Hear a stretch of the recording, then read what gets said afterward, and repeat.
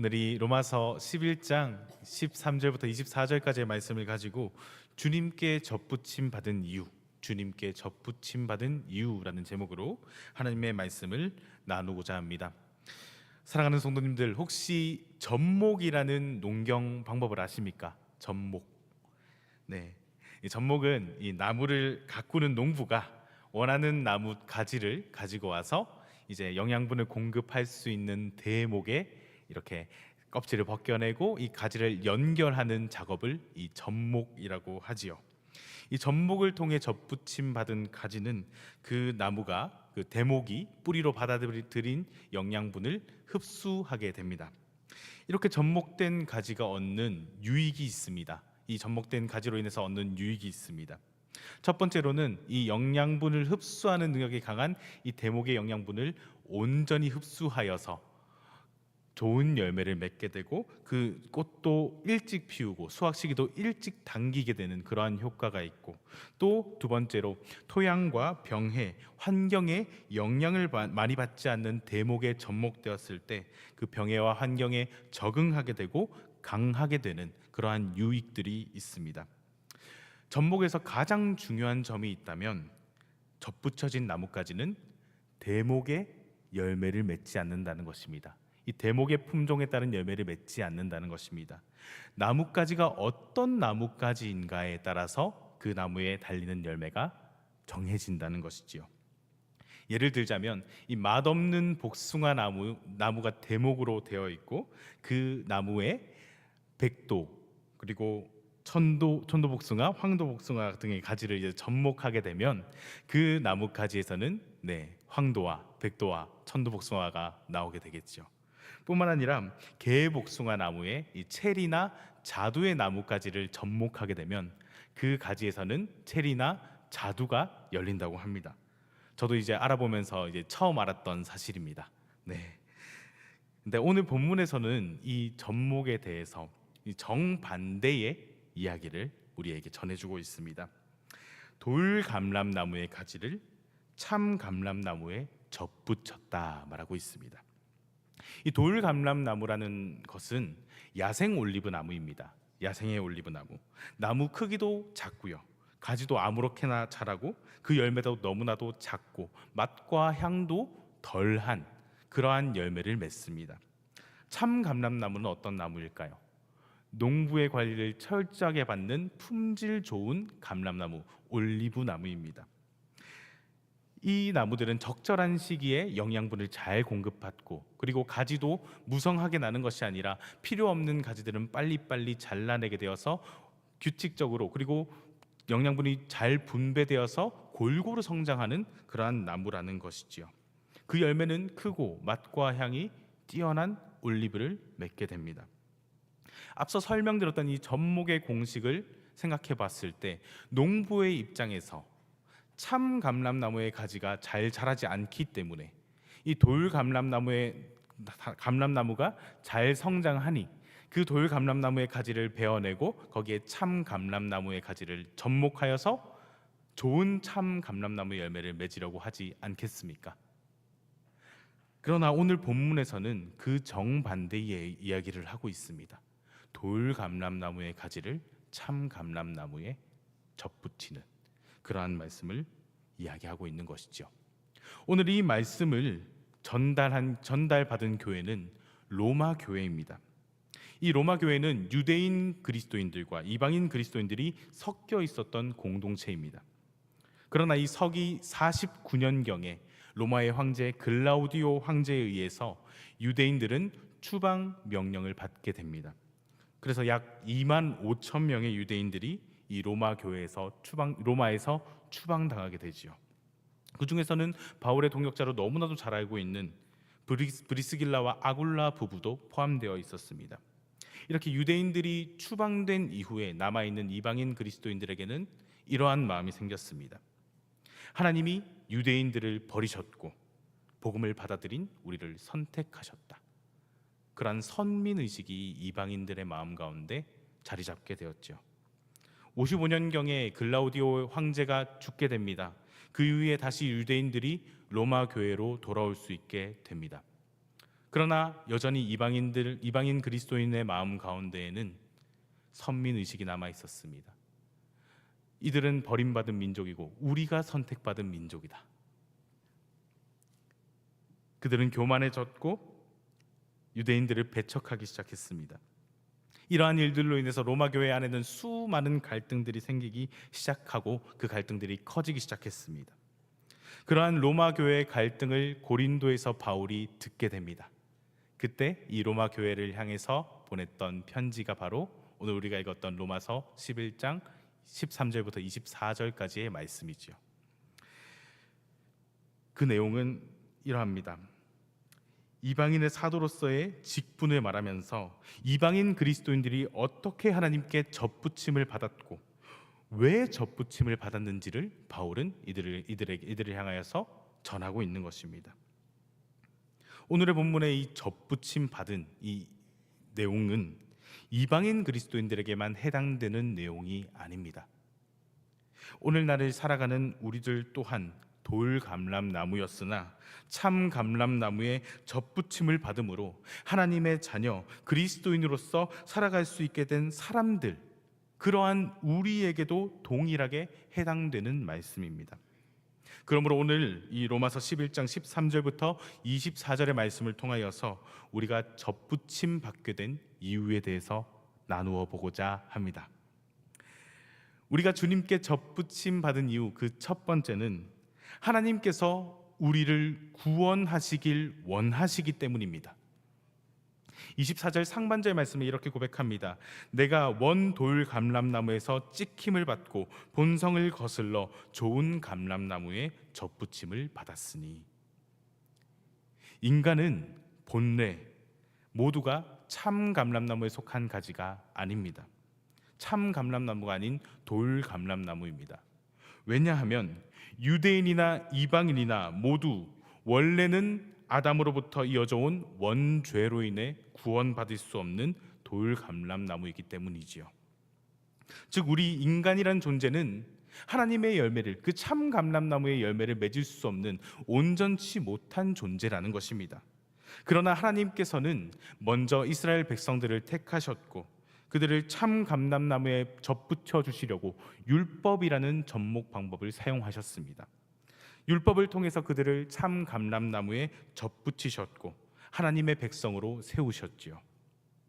그래서 그들이 더 이상 돌 감람나무가 아닌 참 감람나무로 살아가기를 원하셨습니다. 하나님의 백성, 하나님의 자녀, 원죄를 가진 죄인이 아닌 하나님의 사람으로서 살아가기를 원하셨습니다. 그러나 그들은 계속해서 죄를 지었습니다. 불순종했습니다. 하나님을 믿는 믿음을 결국에는 잃어버리게 되었습니다.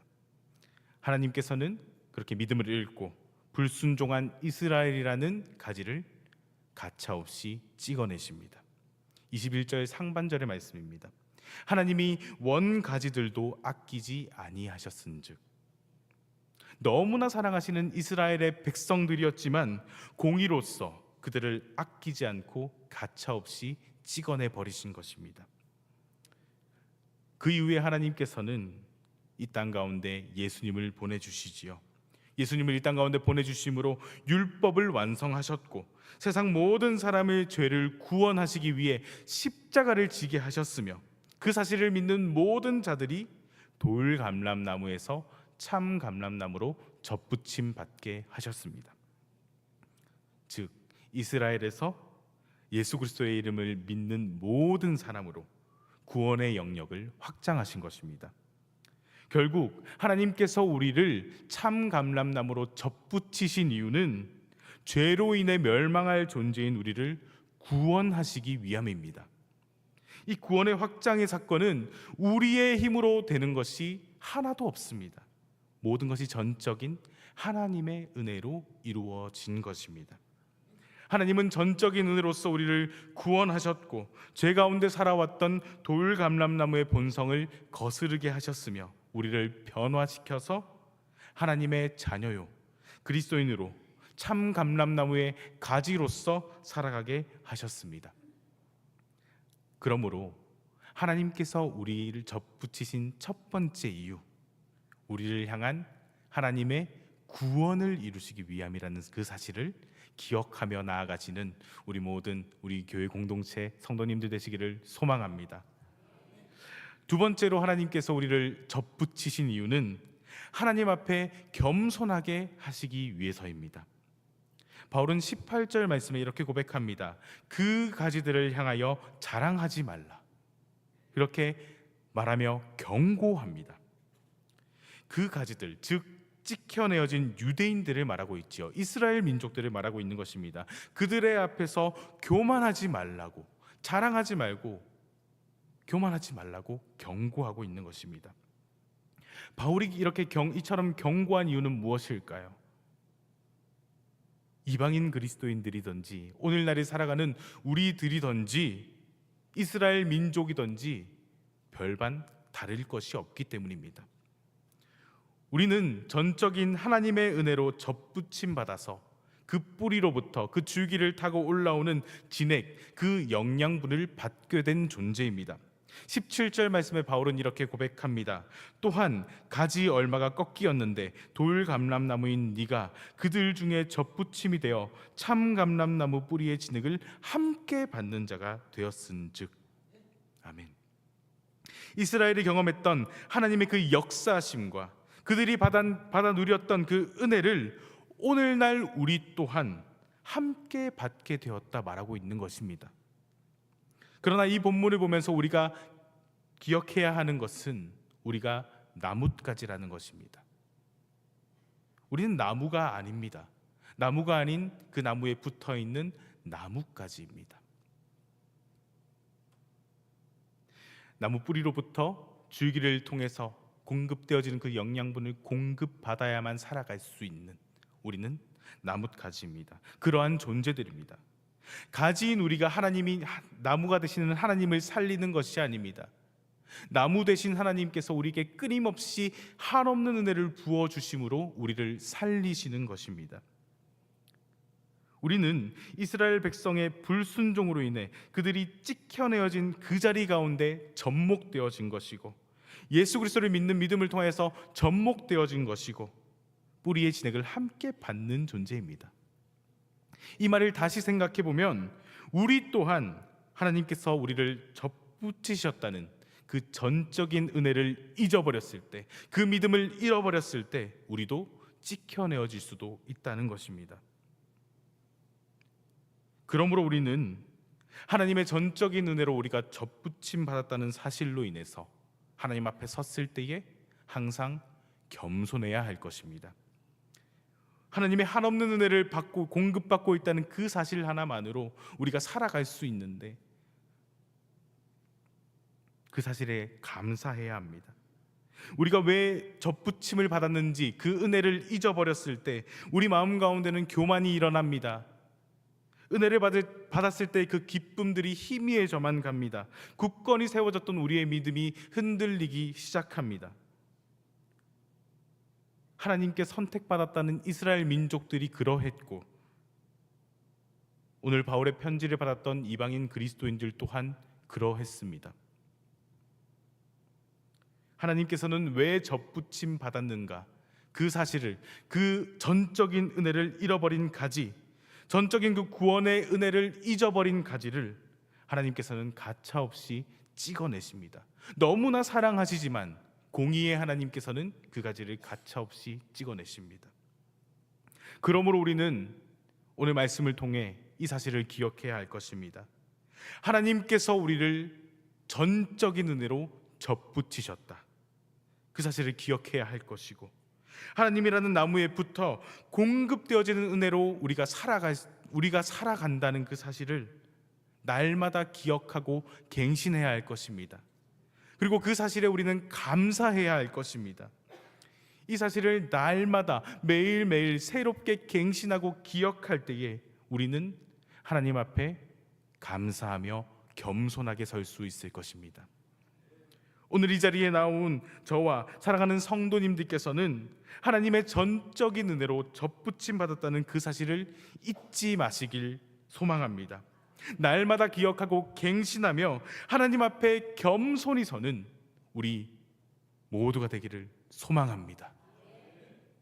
마지막으로 우리가 주님께 접붙임 받게 된 이유는 하나님의 구원의 역사를 이 세상 가운데 드러내게 하시기 위해서입니다. 하나님께서 우리를 전적으로 구원하신 이유는 우리가 구원받은 그 사실을 세상 가운데 나타내기 위함입니다. 우리의 모습을 통하여서, 구원받은 우리의 모습을 통하여서 우리의 모습을 본 그 모든 사람들이 구원의 자리, 참 감람나무 대신 하나님께 접붙임 받을 수 있도록 그렇게 인도하시고자 우리를 접붙이신 것입니다. 여기에는 믿음을 잃어버린 이스라엘 민족까지도 포함되는 것입니다. 로마서 11장 11절 말씀, 저희가 읽진 않았지만 제가 로마서 11장 11절 하반절의 말씀을 읽어드리겠습니다. 그들이 넘어짐으로 구원이 이방인에게 이르러 이스라엘로 시기나게 함이니라. 이스라엘뿐만 아니라 온 세상 모든 사람들이 하나님의 은혜를 누리며 끊임없는 하나님의 그 진액을, 그 영양분을 공급받는 접붙임 받은 가지인 우리의 모습을 통해 부러워하고 시기함으로 구원의 자리로 돌아올 수 있도록 하시기 위해서 우리를 그 나무 가운데, 하나님이란 나무 가운데 접붙이셨다는 말씀입니다. 이방인 그리스도인들과 오늘날 우리들에게 주어진 이 구원은 개인의 구원에서 끝나지 않습니다. 나만 구원받았다는 사실에서 결코 끝나지 않습니다. 이 구원은 나에게로부터 확장되어서 온 세상을 향한 하나님의 구원의 역사로 확장되어 갈 것입니다. 그를 위해서 하나님께서는 우리를 참 감람나무에 접붙이셨고 우리 각 사람을 열매 맺게 하셔서 놀라운 하나님의 구원의 역사를 이 세상 가운데 보여주신다는 것이죠. 우리는 온 세상을 향한 하나님의 구원의 역사를 이루기 위해서 분명히 열매를 맺어갈 것입니다. 그러나 우리의 본성은 돌감람나무였습니다. 접붙임 받기 전까지 우리가 맺었던 열매는 돌감람나무 열매입니다. 그래서 우리는 걱정하게 됩니다. 내가 맺을 열매가 작지는 않을까? 맛이 별로이지는 않을까? 그 향이 약하지는 않을까? 내가 맺을 열매가 온전하지 못하지는 않을까? 걱정합니다. 그러나 우리가 접붙임 받은 참 감람나무 되신 하나님께서는 단순히 우리를 자라게 하시는 것에서 멈추시지 않으십니다. 우리를 본질적으로 변화시키시는 분이십니다. 16절 말씀에 바울은 이렇게 고백합니다. 제사하는 처음 익은 곡식가루가 거룩한즉 떡덩이도 그러하고 뿌리가 거룩한즉 가지도 그러하니라.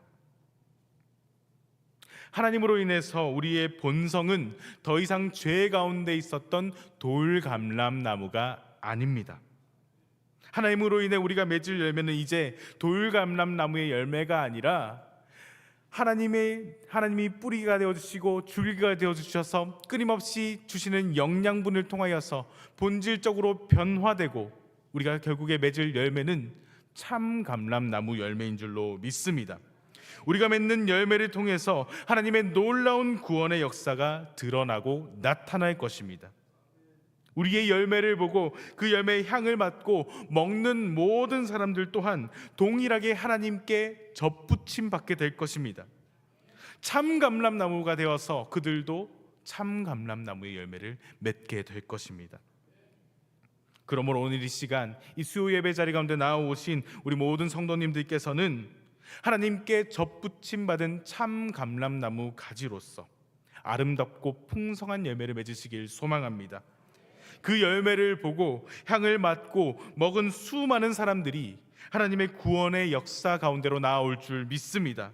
그 구원의 역사 가운데 참 감람나무 대신 하나님께 접붙임 받을 줄로 믿습니다.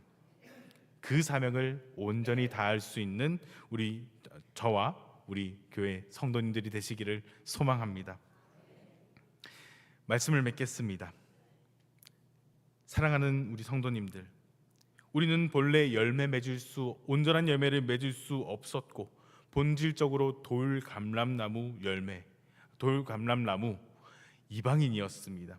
그러나 하나님께서는 율법을 완성하시기 위해 예수 그리스도를 이 땅에 보내셨고 전적인 은혜를 통하여서 우리를 참 감람나무에 접붙이셨습니다. 우리를 접붙이심으로 돌 감람나무였던 우리의 본성을 참 감람나무로 변화시켜 주셨습니다. 이제 우리는 거룩한 하나님의 자녀요, 예수 그리스도를 주로 믿는 그리스도인으로 살아가고 있습니다. 이 시간 우리 한 사람 한 사람이 주님께 접붙임 바 된 자라고 고백하신다면, 우리는 주님의 전적인 은혜로 접붙임 받았다는 그 사실, 우리는 전적인 주님의 은혜 앞에 감사하며 겸손한 마음으로 서 있어야 한다는 그 사실, 우리가 경험한 하나님의 구원의 역사를 이 세상 가운데 나타내기 위해 접붙임 받았다는 그 사실을, 우리가 하나님께 접붙임 받은 그 이유들을 계속해서 기억하고 갱신하며 잊지 마시기를 소망합니다.